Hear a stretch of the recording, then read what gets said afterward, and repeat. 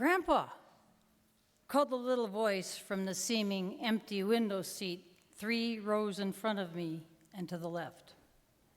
"Grandpa, look, we're going.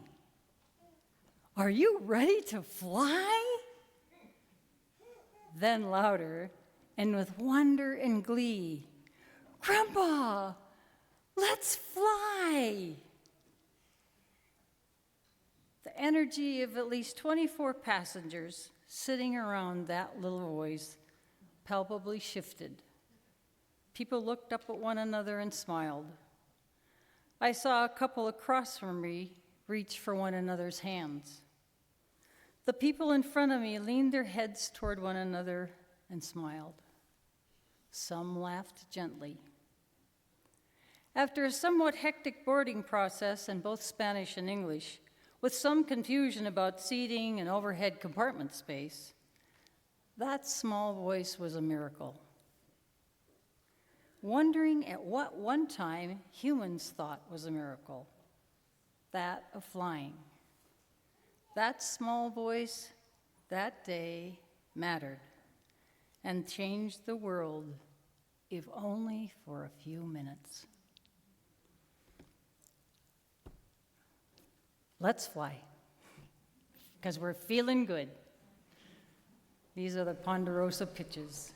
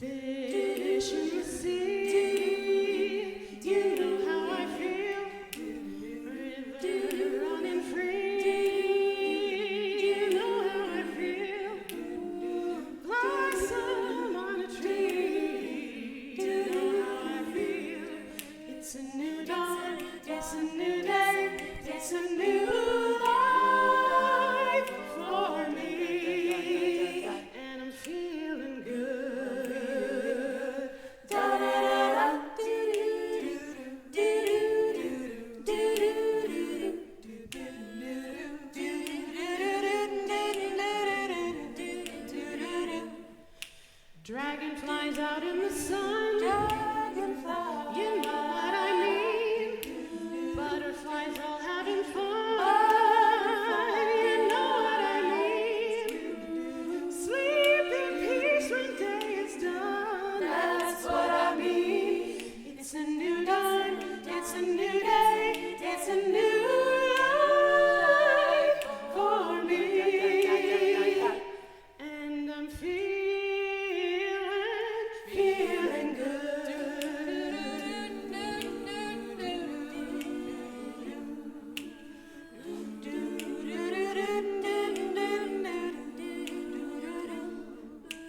Birds flying high, sun in the sky, breeze drifting by, you know how I feel. Fish in the sea, rivers so free, blossom on trees. Dragonflies, butterflies, stars that shine. Yeah, freedom is mine. I know how I feel. It's a new dawn, it's a new day, it's a new life for me.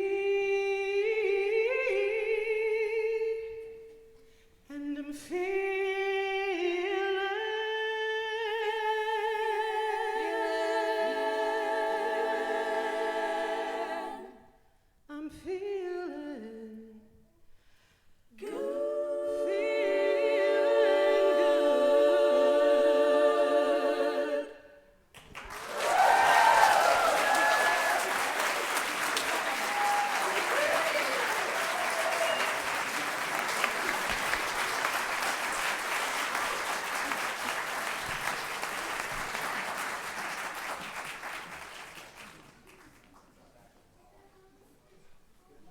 And welcome aboard JetPig Airlines with nonstop service to Shangri-La.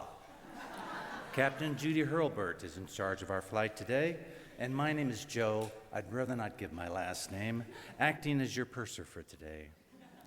My pronouns are he and him.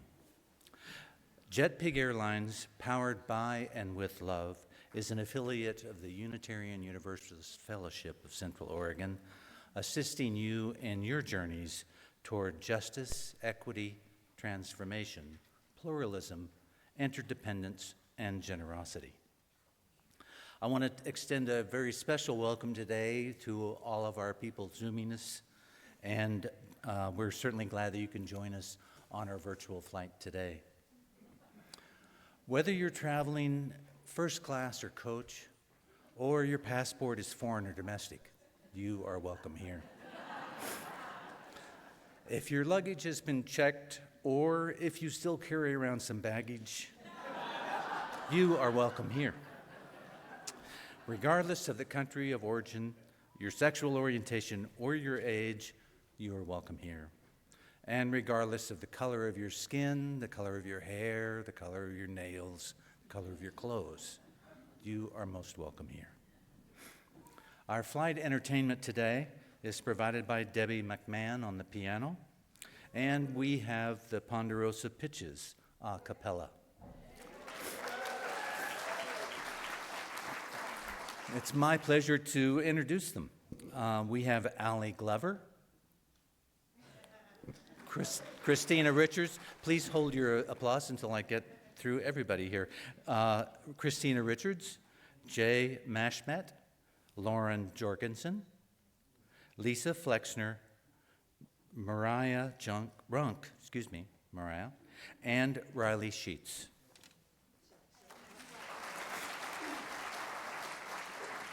They're sounding good today. And I'm not sure who this is. And now, as we prepare for takeoff, bring your seat packs to a full, upright, and locked position. Stow your tray tables, and make sure all your carry-on luggage is either beneath the seat in front of you or in the overhead compartment. It's time to kick the tires and light the fires. And with that will all be symbolized by our chalice lighting.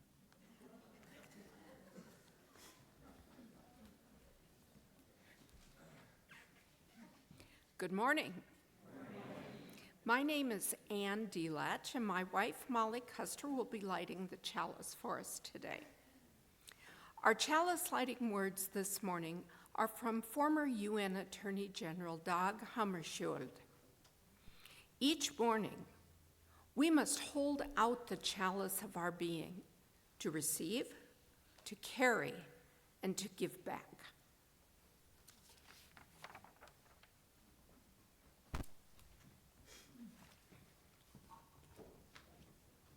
Please rise in body and spirit to sing Spirit of Life.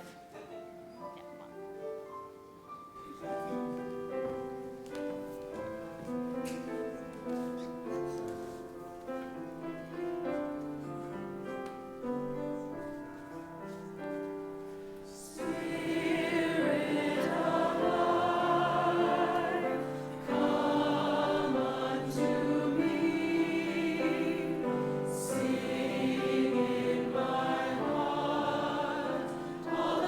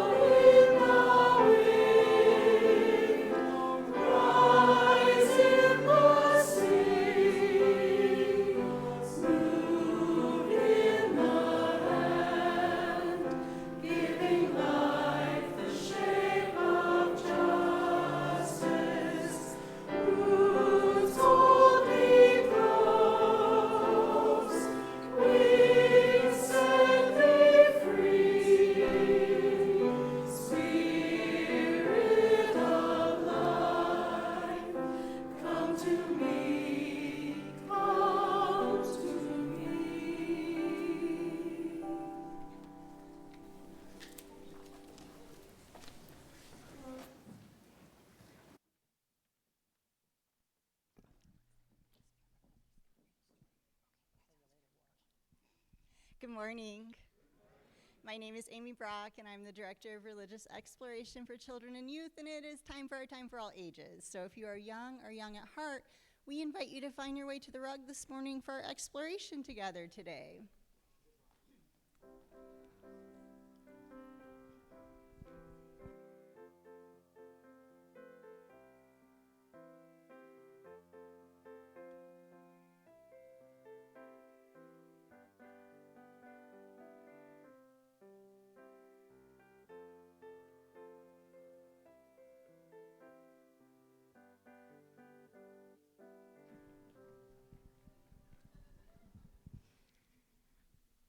This month we've been exploring how to pay attention, and I think some of us were maybe on spring break last week. Was anybody on spring break? I wonder if there's something that you noticed. Was there anything that you paid attention to last week? Or maybe just something fun that you did that you want to share? Yeah. You went to Berkeley? That's fun. What did you do? Or what did you see? You went to Hot Springs. Okay.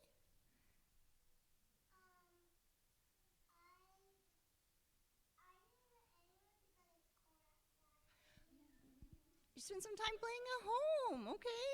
I spent some time walking my dog at the park. Did you do anything fun last week? Yeah, I worked on this service, and I spent some time with my grandsons, and I walked in the beautiful weather, and I tried to pay attention to those things. Yeah, lots of things to pay attention to.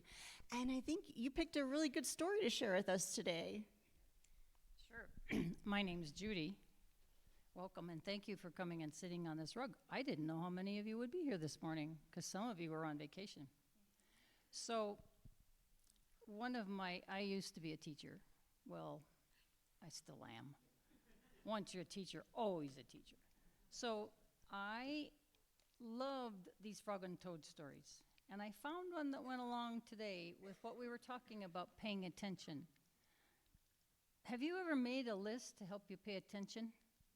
Do you see your mom and dad do that? They make a list so they remember what they're going to do. Well, here's Frog and Toad. They're so wonderful. And you know what? These are supposedly kid stories, and they aren't really. Well, they're both. One morning, Toad sat in bed. I have many things to do, he said. I'll write them all down on a list so I can remember them. Toad wrote on a piece of paper a list of things to do today. Then he wrote, wake up. I've done that, said Toad. And he crossed off, wake up. Then Toad wrote other things on the paper. A list of things to do today. Wake up, eat breakfast, get dressed, go to Frog's house, take a walk with Frog, eat lunch, take a nap, play games with Frog, eat supper, and go to sleep. There, Toad said, now my day is all written down. He got out of bed and had something to eat. Then he crossed off. What did he cross off? Eat breakfast. Toad took his clothes out of the closet and put them on. Then he crossed out, get dressed. Toad put the list in his pocket. He opened the door, walked out into the morning. Soon, Toad was at Frog's front door. He took the list from his pocket and crossed off, go to Frog's house. I bet somebody's heard these stories. Toad knocked at the door. Hello, said Frog. Look at my list of things to do, said Toad. Oh, said Frog, that's very nice. Toad said, my list tells me that we will go for a walk. All right, said Frog, I'm ready. Frog and Toad went on a long walk. Then Toad took the list from his pocket again, and he crossed out, go for a walk with Frog. Just then a strong wind came up. It blew the list out of Toad's hand. The list blew high up into the air. Help, cried Toad. My list is blowing away. What can I do without my list? Wow, right. Hurry, said Frog. We will run and catch it. No, shouted Toad, I cannot do that. Why not? Asked Frog. Because running is not on my list. It's not one of the things I wrote down on my list of things to do. Frog ran after the list. He ran over the hills and swamps, but the list blew on and on. At last, Frog came back to Toad. I'm so sorry, gasped Frog, but I couldn't catch your list. Blah, said Toad. I cannot remember any of the things that were on my list of things to do. I just have to sit here and do nothing. Toad sat and did nothing. Frog sat with him. After a long time, Frog said, Toad, it's getting dark.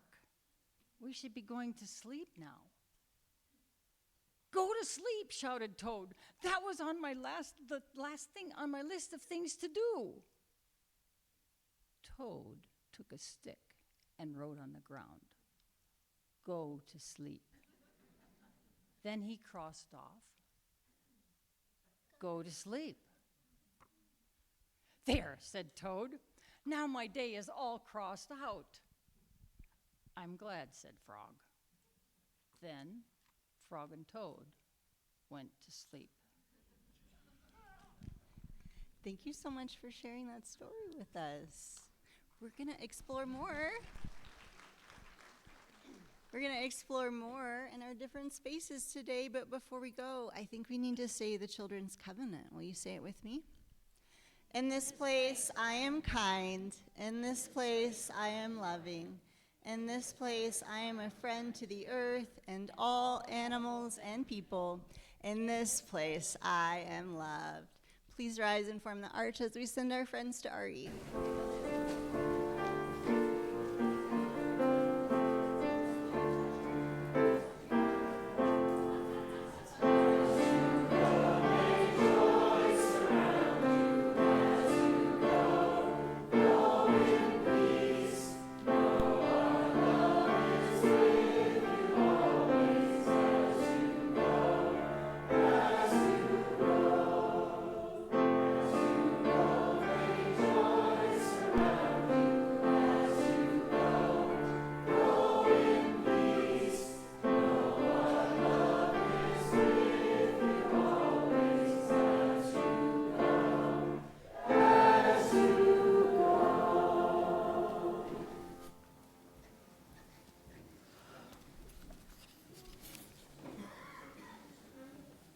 Good morning. My name is Laura Pitney, and I am the engagement coordinator here at UUFCO. And my son made a convenient little airplane for me of our announcements this morning. So I'd like to call your attention to a few important things in your skyline. And I'm going to kind of go through the week so you can sort of think about Frog and Toad. What are you going to cross off your list? Because there's some wonderful things happening here this week. So Wednesday, which is April Fool's Day, this is not an April Fool's joke, however. We're doing training for coffee service. So you have heard me up here so many times, please volunteer for coffee hour. But you might feel nervous. You might feel like, I've never done that before, and I don't know how to use the dishwasher, and those coffee machines look really intimidating. So you can come at 9 o'clock. I know it's early. 9 o'clock, and I can teach you how to use the kitchen and how to make coffee on Sunday mornings, and then you can participate in Fill Your Cup at 10 if you want. So 9 o'clock on Wednesday. Also drinking of any type. On Thursday is Girls' Night Out, so that's at 5 o'clock at Northwest Crossing, just up here at Portello. And then Friday, you can come give blood, more liquid. You can schedule an appointment on the Red Cross website so that you know exactly when to come. They always love when we show up. to help give blood. They were able to bring so much blood into their blood bank last time they were here, so please do that. And then on Saturday, after all of this liquid, you get to come and pull cheatgrass all around on the property, and this is really important to help prevent the spread of cheatgrass, and it's also really good for wildfire prevention. We will have lunch, and you don't have to sign up. You can just come.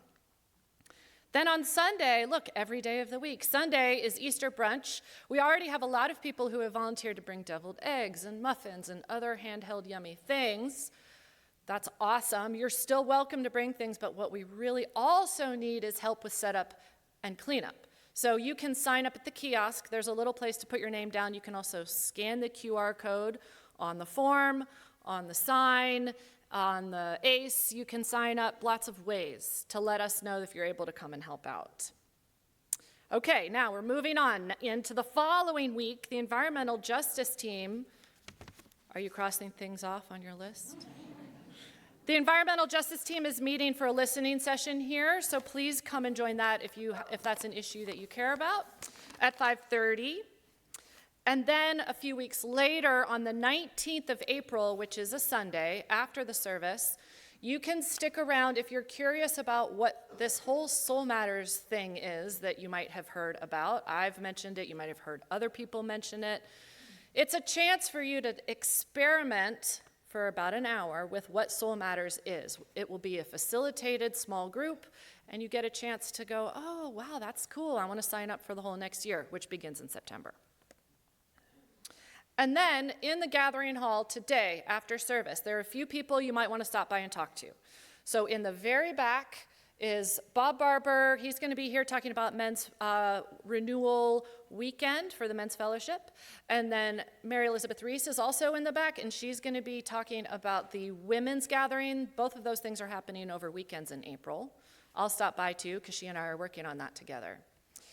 Ginny McKee is going to be against the windows to talk about homeless outreach, the things that are happening in Central Oregon. There's some really big issues on deck right now, so please stop by and talk to her to find out about what's going on. And if you're a new or new-ish member and you want to see other folks who have gone through that program with you recently and you can't really remember what they look like, I've put the sign up for the New Members Corner. Just right as you exit the sanctuary, grab a cup of coffee, swing by there and say hello to your fellow members. And current members, swing by also and say hello to the new members. And that's all I have for you today. And if I hadn't unfolded this, I would have thrown it out to you. See you later. With the increased cost of jet fuel, along with everything else, our cabin attendants will be coming through the aisles to accept your generous offerings. Otherwise, we're not going to get there today. If this is your first time joining us today, your presence is a gift to us, so please just pass the basket on by. And then we get to hear more of the Ponderosa Pitches.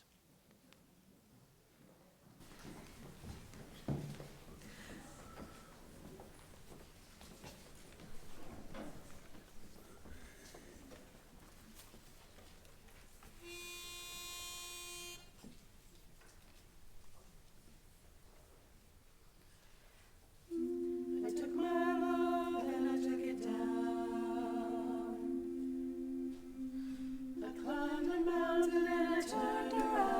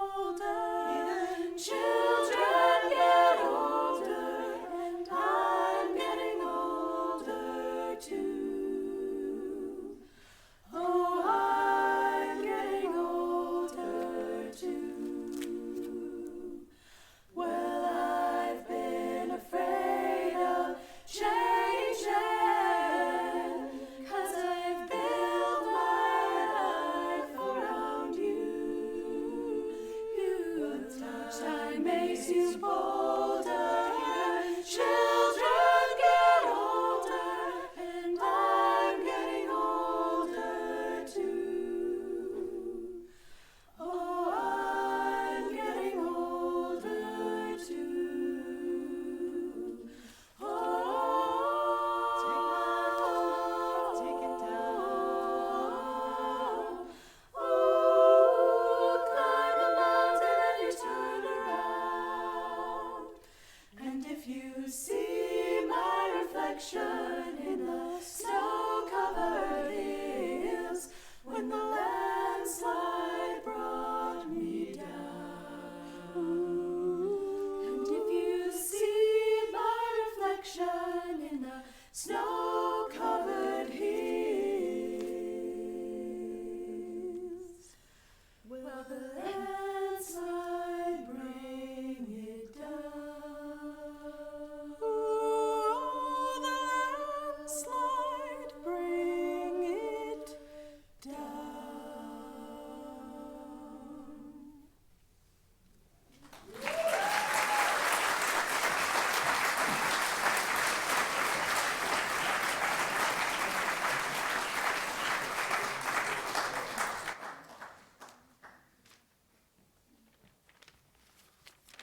All of our lives are filled with joys and sorrows, and we have so much to be grateful for.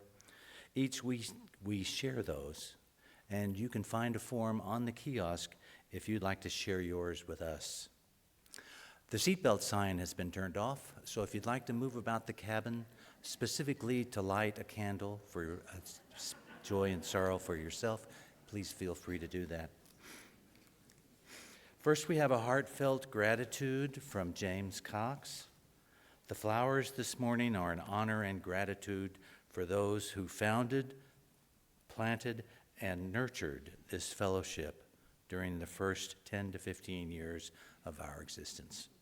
For your strength to nurture and grow us into the amazing light of love it is today. Thank you. A sorrow from Steve Moore. One day after graciously hosting our latest circle supper at his beautiful home, Carrie Somm was admitted to the hospital and will be there probably for a week. Steve understands that it's a follow-up and observation from a prior medical procedure, and he's expected to turn around just fine.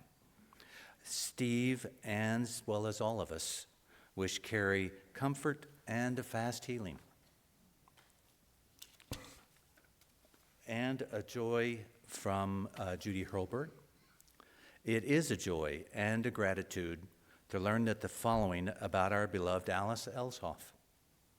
The Friends of Malheur National Wildlife Refuge are honored to dedicate a new osprey nest platform and associated nest camera in the names of Cal and Alice Elshoff, whose legacy of service to conservation and wildlife is an inspiration. Alice and Cal lived year-round on a ranch very near the refuge for 11 years. She called them the best years of our lives. She and Cal have spent countless hours volunteer there. We're grateful to Alice and Cal for all the work they've done in Malheur National Wildlife Refuge, where many of us also find refuge.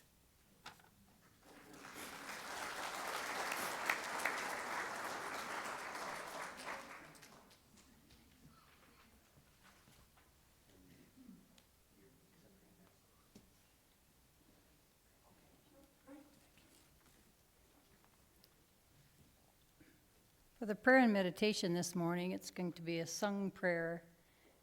The Ponderosa Pitches will sing the first verse, and we ask you to join in the second verse, and then I will ring the bell for a minute of silence. Can we have the words, please?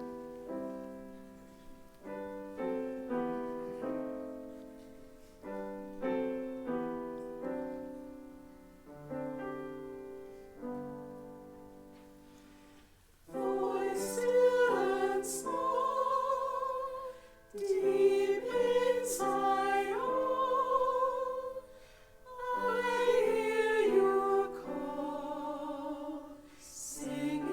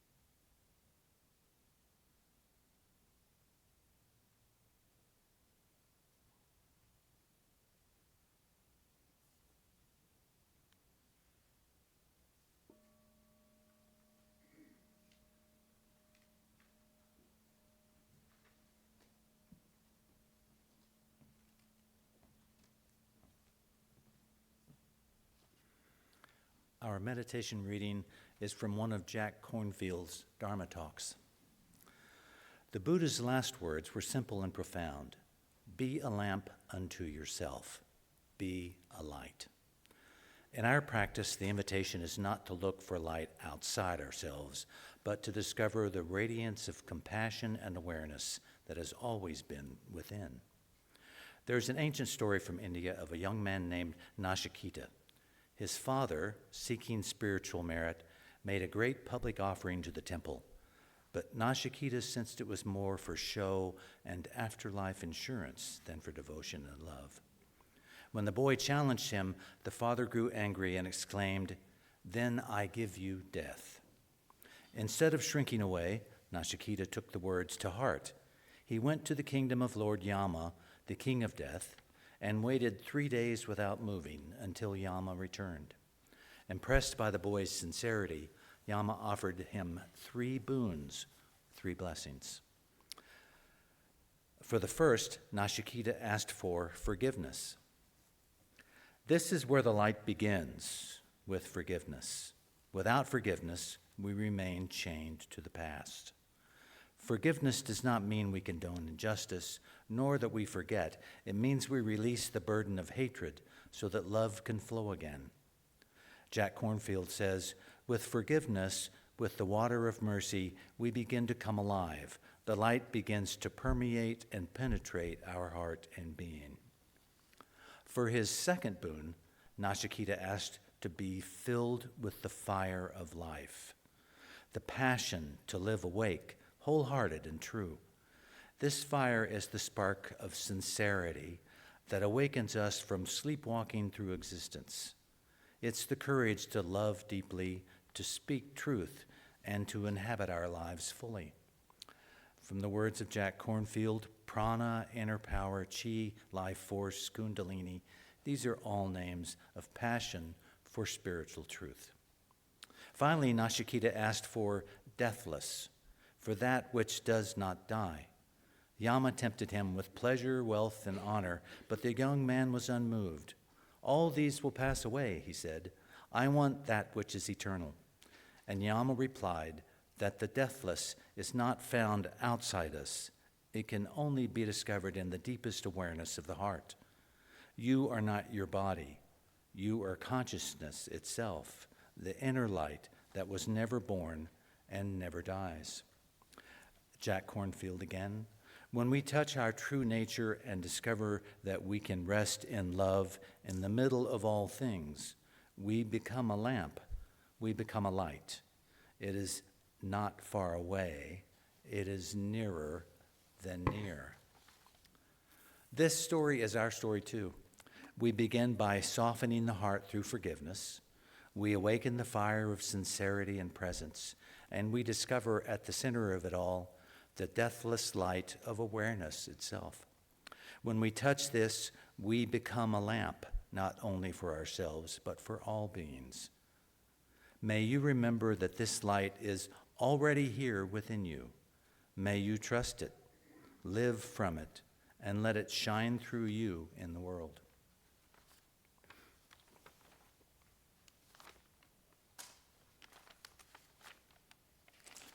I'm going to introduce Judy Hurlburt now.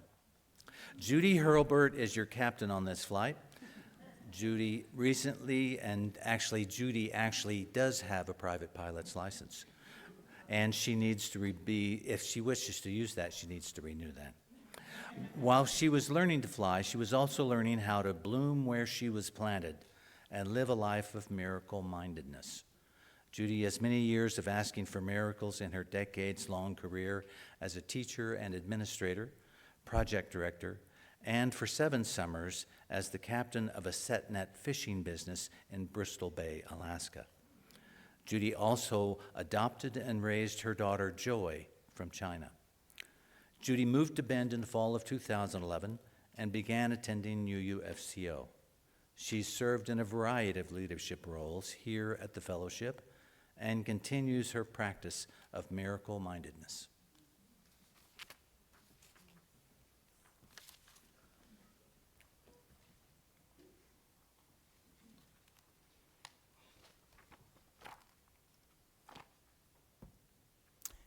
This is your captain, Judy Hurlburt. Welcome aboard our flight to Shangri-La. I am delighted to have you on board. When we offered this flight, I wondered how many might show up for a flight about miracles. I do not need to remind you that these are turbulent times we're experiencing. In this universe, turbulence happens. Before we take off, raise your hands if you have ever heard anyone use the word miracle or used it yourself. Good, you're on the right flight. Let's fly and find a different altitude and see what perspective we can gain. In the months since the inauguration of our president in January 2025, I, like many of you, have awakened in the middle of the night, worrying and wondering just how to live and to feel, to stay motivated and to feel connected. I, like many of you, have been asking for miracles. The Stanford Encyclopedia of Philosophy defines a miracle this way. The word miracle comes from the Latin to wonder. A miracle, at first, and very rough approximation, is an event that is not explicable by natural causes alone. A reported miracle excites wonder because it appears to require, as its cause, something beyond the reach of human action and natural causes. Historically, the appeal to miracles has formed one of the primary lines of argument in favor of specific forms of theism, that is, the belief in the existence of at least one deity or God who created the universe and remains active within it. The argument typically being that the event in question can best, or can only, be explained as the act of a particular deity. To wonder. I like that concept of a miracle. Remember the little girl on the plane this morning? That little girl was full of wonder at flying. That little girl's voice made me smile and want to be a part of the wonder of what's happening around me. Since well over 100 years ago, flying would have been considered a miracle to many. We really don't know what will be happening here on Earth in 25 or 50 or 100 years. We have some data, for sure. Yet, some things have happened to me since 1982 that I never would have dreamed would happen at the time. In 1982, a landslide brought me down. Before that, I had experienced a life of adventures, travel, a marriage, and successes of my career. It was experiencing infertility that triggered the landslide. I was experiencing deep sadness, divorce. One way out of the pain was to take a leave from my job in the Anchorage School District and go to Boston to take some graduate classes and to explore the East Coast. One rainy, gray, bone-chilling day, as only Boston can have, I was walking home after classes. I stopped in a bookstore. I noticed this red book by the cash register, Teach Only Love by Gerald Jampolsky. Customers and staff turned toward me when I snorted loudly. I was wondering to myself, how can I teach only love when I don't even know how it feels right now? The red book went home with me. I made myself a pot of tea, crawled in bed on the third floor, read all night, and finished the book about 4:30 the next morning. The author had written about what he had learned from these two fat books called A Course in Miracles. The next morning, I went out and found the Course. Overnight, I had changed my trajectory out of pain and overwhelming sadness. I committed to finishing 365 lessons of a self-study course and let my life unfold rather than willing to in the direction I wanted it to. In the prologue to the course, it says, "Nothing real can be threatened. Nothing unreal exists." Oh boy. I must have really been ready for miracles, and I didn't quit just then. I returned to work in the school district while I practiced each of the 365-day lessons in the workbook, as well as I read the entire text. If you want a great soporific, you can't fall asleep at night, this'll do it. The very last sentences of the 365th lesson says, "You do not walk alone. God's angels hover near and all about you. His love surrounds you, and of this be sure, that I will never leave you comfortless." I sat back in silence and tears. Then I took my bookmark and I put it back on lesson 1, and I committed to doing another 365 days. My life was transforming. I was feeling more empowered and many more moments of inner peace and joy. Things I'd longed for were being drawn to me, and I was beginning to have fun, living a life of miracle-mindedness on a daily basis. I had learned strategies for getting myself unstuck or out of my own way and out of fear, and for forgiving others, including myself. The language in these books is dense, circular, Christian-based, which was familiar to me, having grown up in a Methodist church. But these lessons were nothing like I had heard or remembered from then.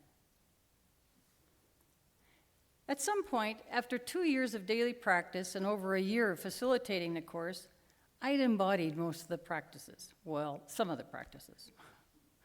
And the books mostly remained on the shelf.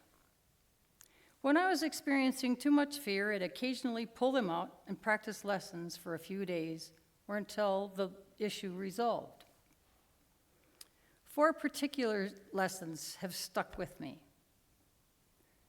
There are only 2 emotions, love and fear. A miracle is a change of perception. I have the power to change my mind and move from fear to love. We can only change out of fear when we feel love. What I had gained by my disciplined 3-year study was a sense of agency. I learned how to bloom where I was planted. I learned I could choose out of fear in a way that brought me back to a sense of peace and love, back to letting my own light shine, and to developing and trusting a still small voice that I literally hear in the quiet. This practice drew support, mentors, new jobs, new relationships, 7 years at Fish Camp in Alaska, attending the first World Earth Summit in Rio de Janeiro, a directorship of a large teacher training project, and yes, eventually a daughter, and now 2 grandsons and a granddaughter on the way. In 1982, I would have thought of any one of those things as a miracle, and impossible, if not improbable. And here I am after moving to Bend, facing what I and others are feeling like a landslide. I found I've been consulting my Course in Miracles book frequently to find some peace in all the noise. I realized I've been feeling scattered and wondering how to cope. In cleaning my office one day, I found a statement I'd written in a class of Reverend Scott that some of you have taken, called This I Believe. It was a class for crafting a credo, or a statement of our beliefs. That had been eye-opening and a centering exercise for me, and that was, 2018, 17, 16, something like that. Some of the beliefs of my credo are, I believe in love, miracles, and the fish gods. I am infinitely connected to the universe in ways I will never fully or consciously understand. I matter because I am matter, and am part of a moving, resting, cycling energy that permeates the universe.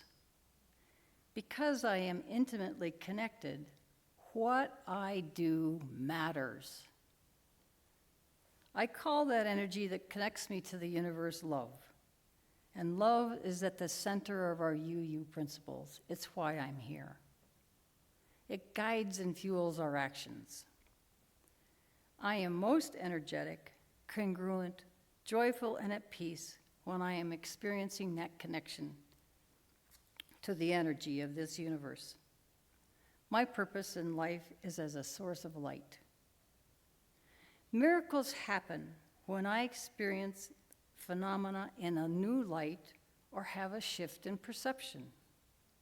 I have a choice and capacity to focus my energy to create my own comfort and peace, and so do all of you. When I read through my credo, I realized the answer to my current feelings of feeling scattered, wonderings and worrying in the middle of the night.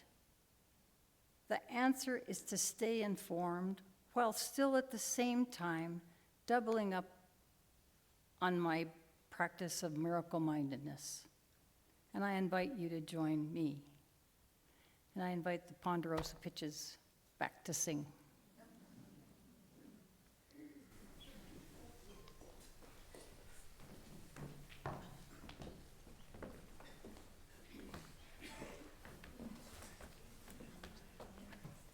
This is a small group that we're doing from the Central Oregon Master Singers that many of us are a part of as well. So we are super grateful for Sterling and Tom to join us today for our next piece. Thank you.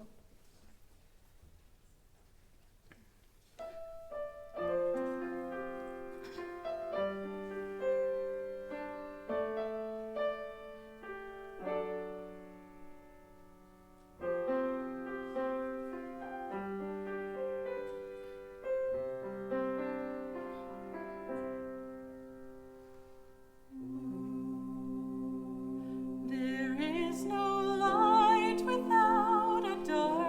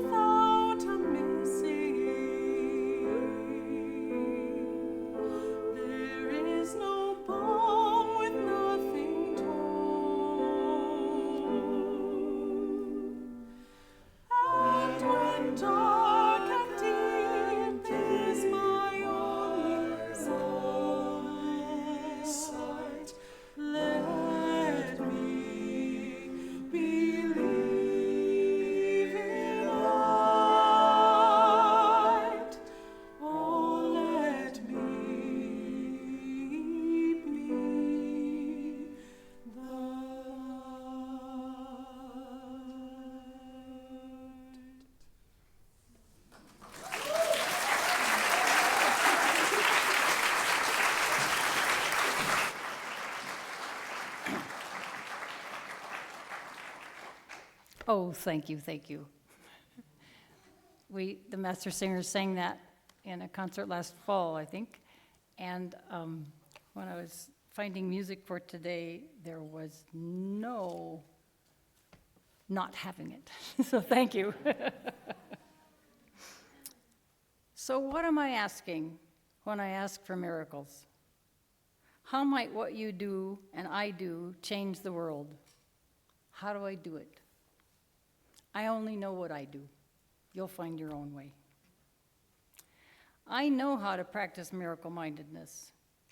What I've had to do in the past several months is create a daily routine of miracle-minded practice to sustain and nurture me, like I did when I was studying the Course years ago. This time I will add more sources of wisdom to my cache of lessons from the Course.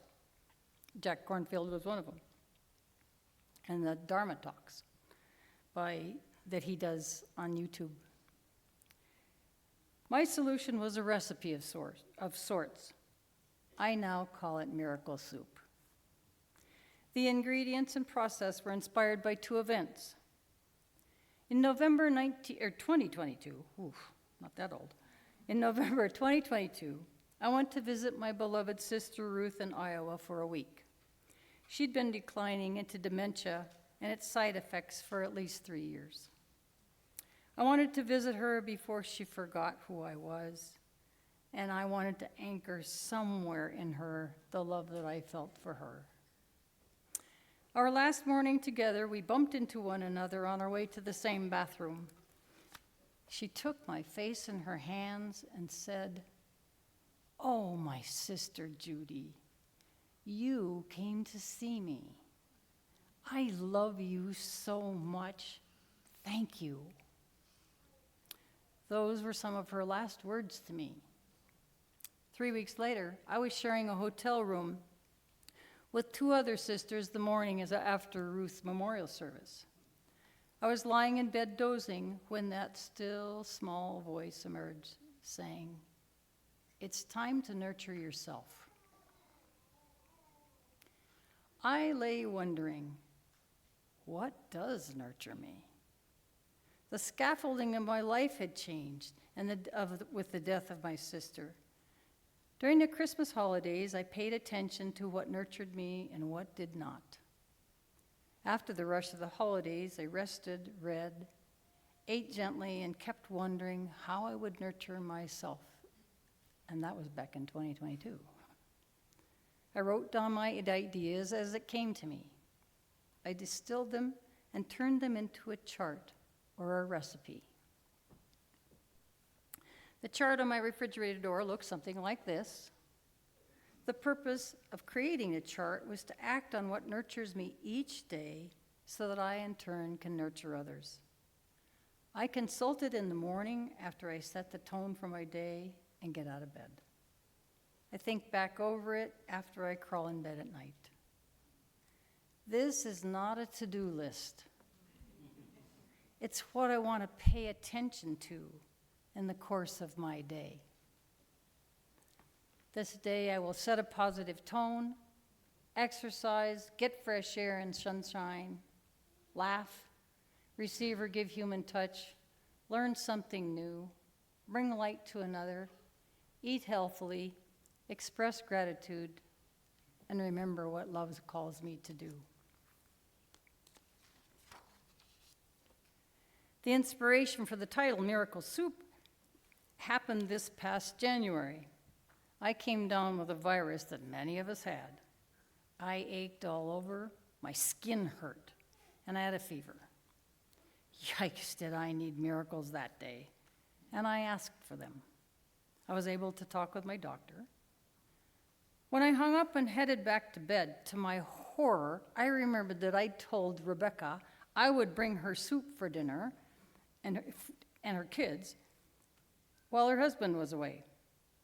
Before climbing back into bed, I texted her and said I couldn't possibly do that. Her return text said, "Absolutely no problem, take good care of yourself." I slept for many hours. Late that afternoon, my text dinged. Rebecca instructed me to look on my porch. there was a bag containing soup, bread, and salad makings. The note read, "Hope you are feeling better. Delivered with love, Rebecca." That expression of love changed my evening and the following days. The Course says we do not heal alone. One of my other favorite lessons is we can only change our lives when we feel love, not loved from the outside. Love, the feeling generated inside. When I ask for miracles, I am asking for a change of perception so that I can get out of my own way and let my light shine. Asking for miracles is one of the first steps out of those feelings of fear for me. The Course in Miracles defines fear as any feeling that is not love. For example, one day years ago, I came home from work all wound up about not being able to complete a task because somebody didn't do their part. I was feeling angry and frustrated and helpless and was having trouble settling down. On my list of to-dos, frog and toad, was running a certain distance. I changed my clothes, laced up my shoes, and was muttering to myself as I headed out the door that somebody hadn't done what they were supposed to do. On the doorstep, I stopped myself and I said, "I'm feeling angry and wound up, and I've had enough of this upset. I want to know what to do by the time I get home from running. Send miracles." Off I went. I focused on my breathing and my stride and the sunshine on my back, the smell of air, how the trees had changed since the last time I ran. When my right foot landed on the doorstep as I came home, the solution to the disconnection to my coworker and the inability to move forward was clear as a bell. I was unstuck from my previous state of upset, and I had the solution I needed. I didn't have to figure out. It came to me. One lesson is I recognize the problem is already solved. My first step when I recognize I'm in fear is to pause. Second, I name the feeling or the upsetting thoughts. Third, I allow myself to feel the feelings as I name them, breathing and seeing if they'll resolve simply by being recognized and named, a form of comforting myself. Fourth, if they do not resolve easily, I pause to exercise my capacity to change from fear to love. I literally ask for help by saying, "I am choosing right now to change my mind and see this differently. Please send miracles." Well, sometimes I say 5 or 6 of them. Fifth, as well as I can, I turn my attention to whatever is right in front of me at the moment, like unloading the dishwasher, taking out the garbage, going for a walk, all those things in life that need doing, whether we're upset or not. I choose out of fear because life rolls on, and I prefer to flow along with it in a peaceful state of mind rather than upset. When I ask for miracles, I can say I always receive them. And I have to practice patience. A change in perception is different than a request for a specific outcome one might consider a miracle. And I think we probably all have some in mind that we would like to happen right now, but we don't get to ask for the specifics. We just get to say, "Send miracles." Miracles are all around us. The shift in perception comes in many forms. For example, the other morning I was wallowing around feeling deep feelings of disconnection. Then I stopped, asked for miracles, and I heard the bird song out my bedroom window that had likely been there all the time. I just wasn't paying attention.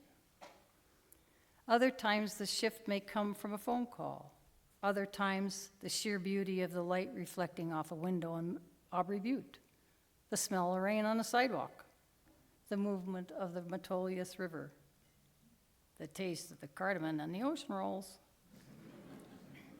Miracles are always around us because the universe is always cycling, resting, changing. The touch of someone's hand. The miracle happens in the shift of my attention that brings me back to stillness. Then the answer and the fear, then the answer to the problem can go away. It cannot when I'm still in fear. Once my calm or peace is restored, my energy can move forward to the next person or event. Some days, one little miracle changes my whole day. Some days, I admit, I have to repeatedly ask for miracles so I can stay present from 1 hour to the next. And I remember to listen. The Buddha says, everything created is impermanent. None of us know what will come from the changes from this current landslide. As the singers sang, there is no light without darkness. There is no peace without a storm. There is no whole without a missing. There's no balm with nothing torn. And when dark and deep is my only sight, let me believe in light. Let me be the light. We have the capacity of seeing and creating the world anew each day, and I believe in miracles. I'm wondering, as the Course in Miracles says, just last night in the middle of the night, perhaps there is another way at looking at this landslide we're experiencing. What do we have to lose by asking? What's another way of looking at this? Remember that little voice in the airplane? We never know how our wonder, joy, and love impacts the world as our energy impacts something else. I want to show up with love and wonder. I invite you to show up by doing what you love and what lights you up. Continue what so many of you in this room are already doing by spreading your light and love. And when that light and love begin to dim, make up a batch of miracle soup, consume it, and better yet, share it. And I'm going to leave you with some questions. What do you wonder about the most? What are you paying attention to?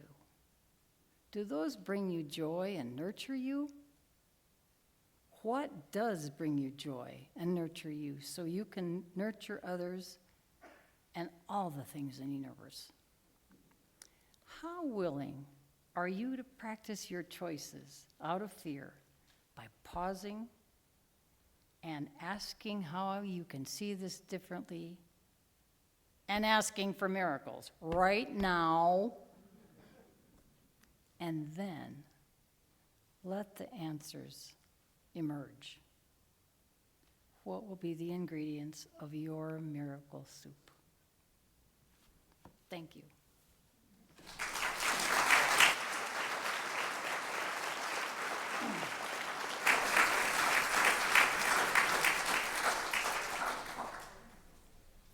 Our closing song, and your seatbelts have been off since the chalice light, or the Joys and Sorrows. Stand with me and sing This Little Light of Mine and join the Ponderosa Pitches.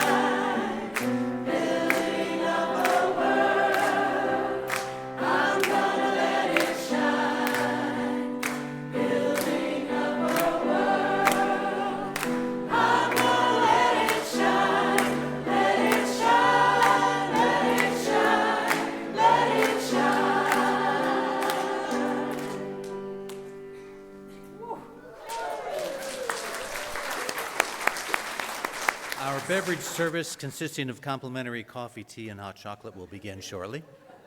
We encourage you to say hello to somebody wearing a handwritten name tag.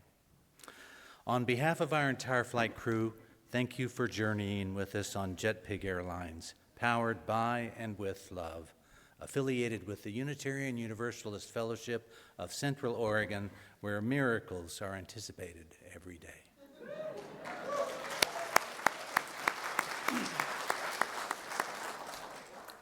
Please join me in saying the UUFCO covenant as Joe, my purser, extinguishes the chalice. Love is the spirit of this fellowship, and service is its law. This is our covenant, to dwell together in peace, to seek the truth in love, and to help one another. Can you stand one more song?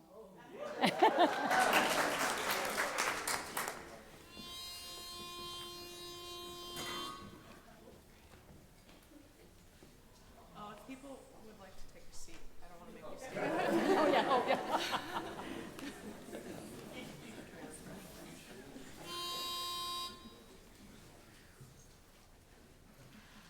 All the money that e'er I spent it in good company, and all the harm that e'er I've done, alas, it was to none but me. And all I've done for want of wit, to memory now I can't recall. So fill to me the parting glass. So long and joy be with you all.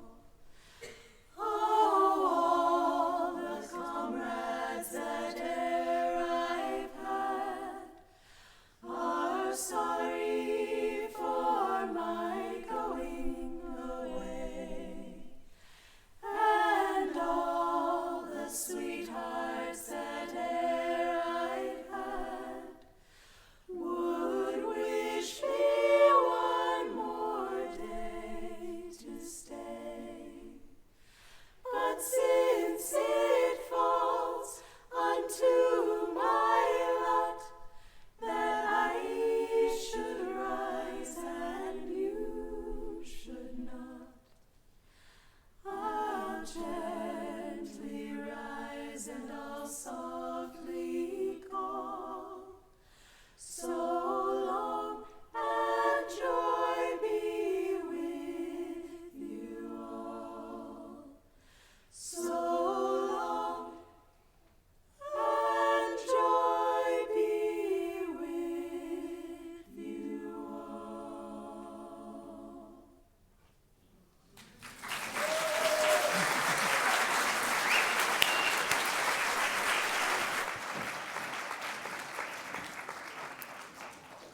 Make everything in you an ear, each atom of your being, and you will hear at every moment what the source is whispering to you. You are, we all are, the beloved of the beloved, and in every moment, in every event in your life, the beloved is whispering to you exactly what you need to hear and know. Who can ever explain this miracle? It simply is.